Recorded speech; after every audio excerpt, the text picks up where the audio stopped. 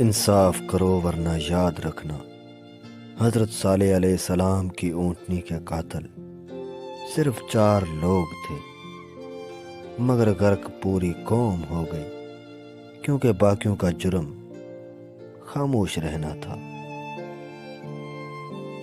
یقین کریں زندگی کتنی ہی مشکل کیوں نہ ہو اور دروازے کتنے ہی بند کیوں نہ ہو، یقین کریں کہ جس رب نے موسیٰ کے لیے سمندر کو 2 حصوں میں تقسیم کیا، وہی رب آپ کے لیے بھی تمام بند دروازے کھولنے پر قادر ہے۔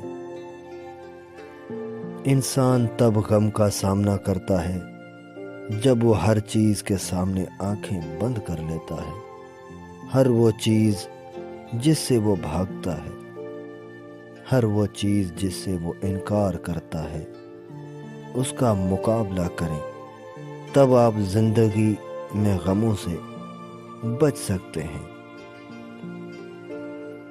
اگر شاعری کا مقصد انسان بنانا ہے تو شاعری وارث نبوت ہے۔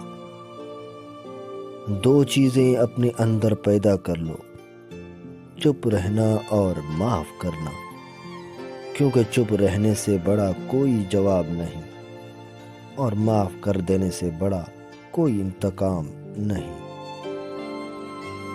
بات علم سے کرو، طاقت کا سہارا نہ لو، کیونکہ طاقت کتنی بھی بڑی کیوں نہ ہو، علم کے آگے چھوٹی ہو جاتی ہے۔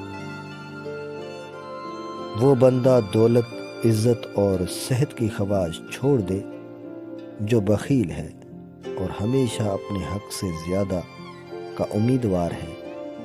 دولت کا مستحق صرف سخی انسان ہے۔ جب کوئی شخص خود اپنی تعریف کرے تو اس کا وقار ختم ہو جاتا ہے۔ غلامی بہت بڑی لعنت ہے۔ غلامی زبان سے وہ کچھ کہلوا سکتی ہے جو انسان نہیں کہنا چاہتا۔ زندگی موت کی ابتدا ہے اور موت زندگی کا آغاز۔